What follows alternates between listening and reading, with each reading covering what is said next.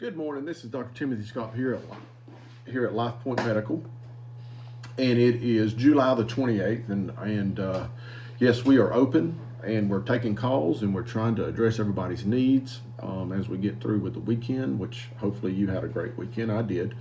However, it is scorching heat. Okay, and I was working outside over the weekend, and I was absolutely soaked the whole time. So I had to really stay on top of my fluid intake. So just a reminder there. I know I talk about that a lot, but I still see lots of that. Okay. So let's talk about the COVID-19. There is two new variants that are going around. I don't know really what to say about them, except I know they're here, and there's been several people in the community who have gotten the virus, and we've treated them for it. However, it doesn't seem to be too serious of an illness, but it does not seem to be protected by the vaccines or by previous illness. The nature of this disease is it looks like it's outrunning the vaccination program, which can happen. I mean, nature is extremely powerful when it comes to adapting to pressure and change. So just continue to protect yourself from it modestly, and using hand sanitizer, using the mask, avoiding large groups of individuals is always wise. However, I'm not into social isolation, because I think that has some bad effects too. So just keep that in mind. We're here, we've got the drive-through open, and we're treating people with COVID. If you think you've got COVID or you've got a home test and you tested positive, call us and we'll see you through a video and talk about treatment options, because we have several of them at this time, including the IV, including Paxlovid, or even azithromycin for the people who don't want to take all the other stuff.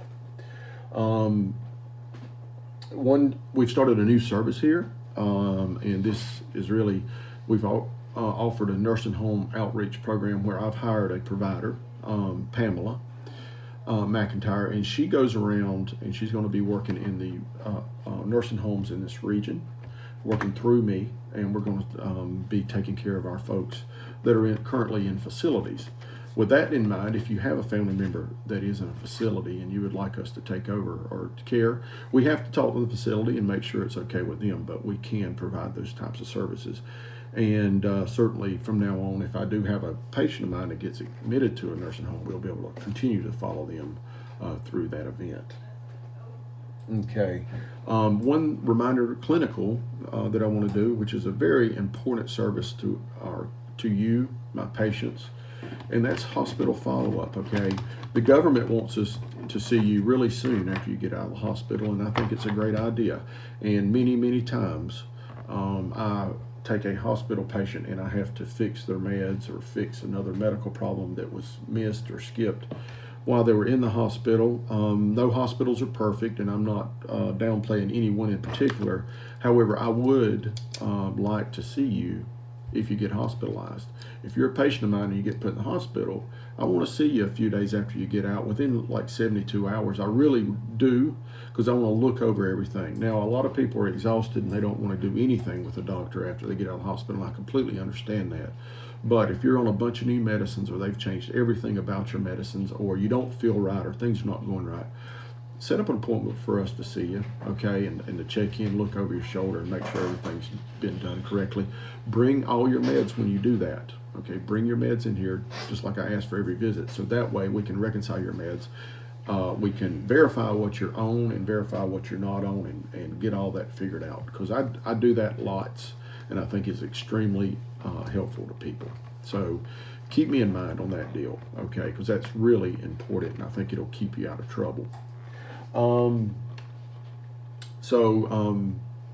A little relevant medical thing here. I want to talk about snakes, and the reason I'm talking about snakes is because I know I was interacting with a couple of ERs over the last few days, and both of them had snake bites in the ER.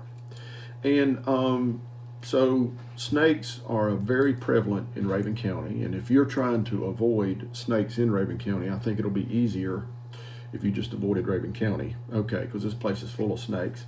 And I know, because I can't stand them.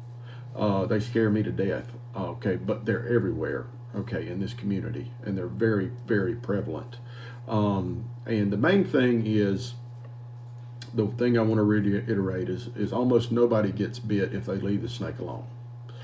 I know this is intuitive to most people. You know that. However, I think a lot of snake bites are from people messing with them. Now, you always have that event, and this is the thing that always scares me, either with my kids or with me, is tromping through the grass or something and you step on one inadvertently.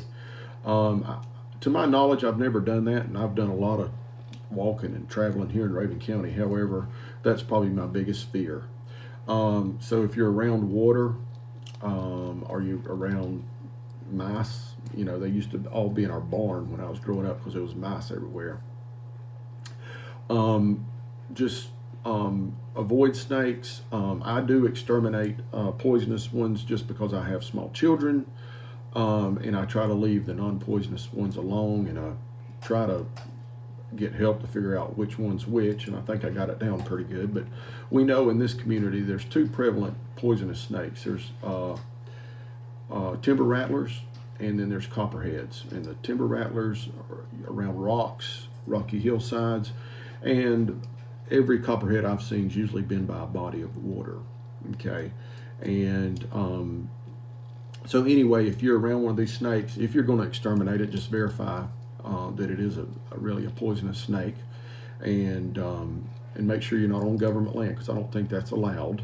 It's got to be on your private land. You can exterminate them if they're poisonous, and I recommend that. However, if they're non-poisonous, I recommend you don't exterminate them. It's just, I don't know, if you get killed running from something, you didn't accomplish anything.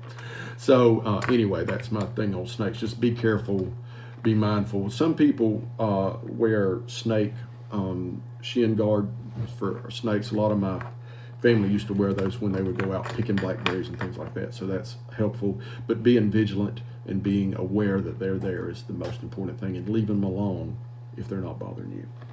And last but not least, Place of Hope is just absolutely screaming along. The house is looking great. We're steadily getting more and more organized and building our organization from the bottom up. Elizabeth Adams is our executive director, and she has been amazing in getting this all going. So I want to reassure you that it's going and it's working as planned. What we're doing, we said we were going to do. The house should be open, I'm thinking, by September, to go full scale, where we'll be able to offer all the services and have a nice facility for people for us to work out of and help the vulnerable children in this community. I think we're all been blessed with this realization that we needed this thing, and it's getting set up and it's getting done. And I think our children in this community are ones going to benefit from it. So thank you, and thank you very much for all your support, and we're going to keep working on it every day. Alrighty, this is Dr. Timothy Scott Beck here at Life Point Medical. You can give us a call at 706-782-0016 and talk to us. Just remember, if you can't get us on the phone, please leave a message, because that'll ensure that we know who you are and we'll get you taken care of. Have a great day, and thank you for listening.